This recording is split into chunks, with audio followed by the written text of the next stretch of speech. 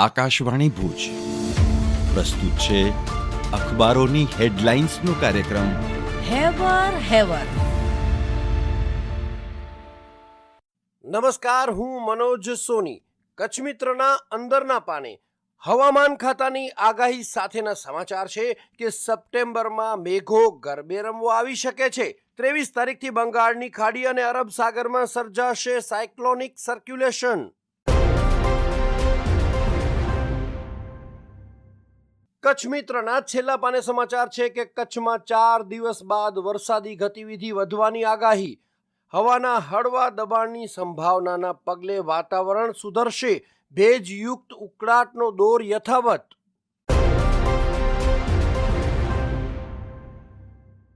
ગિરીશ જોશીનો છેલ્લા પાને અહેવાલ છે કે કચ્છમાં 400 ગામના તળાવ નીમ કરવાની મહાઝુંબેશ. જળ સંચયના ક્ષેત્રે અભિયાન ચલાવવાના ભાગરૂપે કચ્છના કલેક્ટર આનંદ પટેલે ડ્રીમ પ્રોજેક્ટ શરૂ કર્યો. 500 જળાશયને નીમ કરી તળાવની ઓળખ આપી. મહેસૂલી રેકર્ડ પર નોંધ પાડવા ગામે ગામ થતી માપણી. DILRના સર્વેયરોની ટીમ દ્વારા 500 તળાવની તારવણી કરી માપણી કરવામાં આવે છે.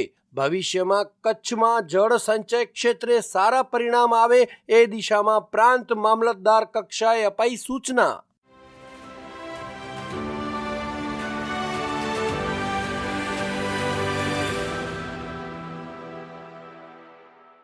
હું ધર્મેન્દ્ર જોશી. દિવ્ય ભાસ્કરના અંદરના પાના પર સમાચાર છે કે AI આધારિત ડ્રાઇવિંગ ટેસ્ટ પરીક્ષામાં એક જ કારનો મહિનામાં 5 વખત ઉપયોગ નહીં થાય. અરવલ્લીમાં ઓટોમેટેડ ડ્રાઇવિંગ ટેસ્ટિંગ સિસ્ટમ અમલી બનતા કચ્છમાં પણ અમલ થશે.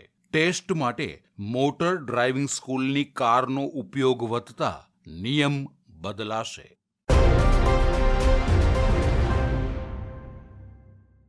દિવ્ય ભાસ્કરના ભુજ ફ્રન્ટ પેજ પર અન્ય સમાચારો છે કે જાતે દર્દ નિવારક દવા લેવાથી શારીરિક અને માનસિક સંચાલન ખોરવાઈ શકે. જનરલ હોસ્પિટલના તબીબોએ જાતે દવા ન લેવા તાકીદ કરી. કઈ બીમારીમાં કઈ દવા લેવી તે તબીબને નક્કી કરવા આપો.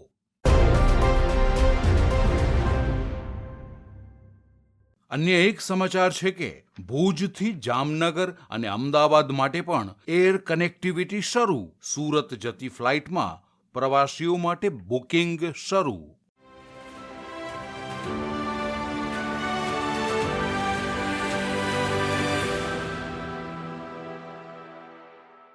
હું ઈશા ઉપાધ્યાય. ગુજરાત સમાચારના બીજા પાને સમાચારમાં અગાઉ 8,000 વૃક્ષો વવાયા બાદ નાની ખાખરમાં વધુ 5,000 વૃક્ષો વાવી ગામની મધ્યમાં જંગલ ઊભું કરાશે. મિયાવાકી પદ્ધતિથી વૃક્ષો ઉછેરી પ્રવાસીઓ માટે આકર્ષણનું કેન્દ્ર બનાવવા ઐતિહાસિક વનીકરણ પ્રોજેક્ટનો આરંભ.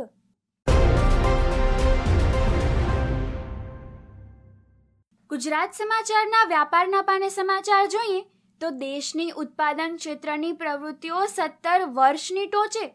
ટેરિફના પડકારો વચ્ચે પણ દેશના ઉત્પાદન ક્ષેત્રની સ્થિતિ મજબૂત. ઓગસ્ટમાં મેન્યુફેક્ચરિંગ PMI વધીને 59.30ની સપાટીએ. નિકાસ ઓર્ડર ધીમા પડ્યા પરંતુ ઘરેલું માંગ ઊંચી રહેતા ઉત્પાદકોને રાહત.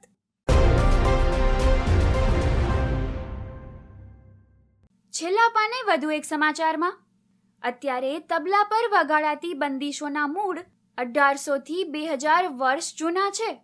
યુનિવર્સિટીની પરફોર્મિંગ આર્ટ્સ ફેકલ્ટીના અધ્યાપકનું સંશોધન. 1લી સદીથી 15મી સદી વચ્ચે રચાયેલા સંગીતના 10 ગ્રંથો અને અત્યારે વગાડાતી 110 જેટલી બંદીશોના કરાયેલા અભ્યાસ બાદ તારણ.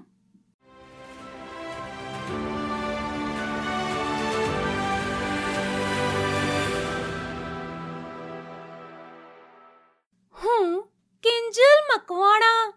સંદેશના પહેલા પાનાના સમાચાર. ઓગસ્ટમાં GSTની વસૂલાત 1.86 લાખ કરોડ રૂપિયા થઈ. GSTની આવકમાં વાર્ષિક ધોરણે 6.5%નો વધારો. ગયા વર્ષે ઓગસ્ટમાં GSTની આવક રૂપિયા 1.75 લાખ કરોડ હતી.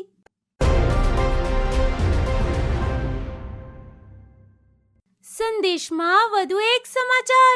કચ્છ જિલ્લો દેશના સ્વચ્છ ઉર્જાના સપનાનું કેન્દ્ર બન્યો. અદાણી બાદ હવે અંબાણીએ પણ ગ્રીન ઉર્જાના ક્ષેત્રમાં ઝંપ લાવ્યું. 2040 સુધીમાં 35 થી 40 ગીગાવોટ ગ્રીન એનર્જી ઉત્પાદન થશે.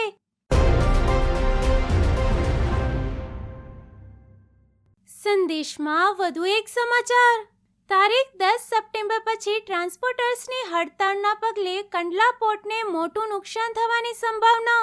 નો રોડ નો ટોલ અભિયાન શરૂ થાય તે પહેલા યોગ્ય કાર્યવાહીના સંગઠનનો સૂર.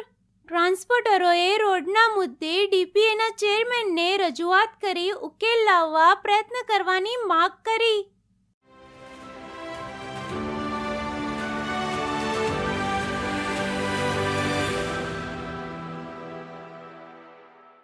અરે, નાળિયેરના ત્રોફા લઈને ઘરે પહોંચવાનું હતું. વોલેટ તો ઘરે ભૂલાઈ ગયું છે. શું ફેર પડે છે? ફોન છે ને સાથે, શું ચિંતા? જી હા શ્રોતા મિત્રો, હું મોનિકા જોશી વાત લાવી છું યુપીઆઈ અને પ્રધાનમંત્રી જનધન ખાતાએ દેશના નાગરિકોને આપેલ આ અમૂલ્ય યોજનાની. પ્રધાનમંત્રી જનધન યોજના એ નાણાકીય સમાવેશ માટે એક રાષ્ટ્રીય મિશન છે. આ યોજના હેઠળ કોઈ અન્ય ખાતું ન હોય તેવા વ્યક્તિઓ દ્વારા કોઈ પણ બેંક શાખામાં મૂળભૂત બચત ખાતું ખોલી શકાય છે, જેમાં કોઈ લઘુત્તમ સંતુલન જાળવવાની જરૂર નથી. છેલ્લા 11 વર્ષોમાં 56 કરોડથી વધુ જનધન ખાતા ખુલ્યા છે, જેમાં આશરે 2,60,000 કરોડ રૂપિયા ડિપોઝિટ થયા છે. તથા આ રકમ ઘણું ખરું ગામડાઓમાંથી મળી છે, કારણ માત્ર ને માત્ર આપણને મળેલ હાથવગી સુવિધા જેનું નામ છે યુપીઆઈ. દેશના કોઈ પણ ખૂણે જઈએ, રોકડ રકમ કે કોઈ પણ કાર્ડ ભૂલી ગયા હોઈએ તો ફક્ત યુપીઆઈથી પેમેન્ટ ખૂબ સરળ બન્યું. ક્યુઆર સ્કેન કરો, પેમેન્ટ કરો.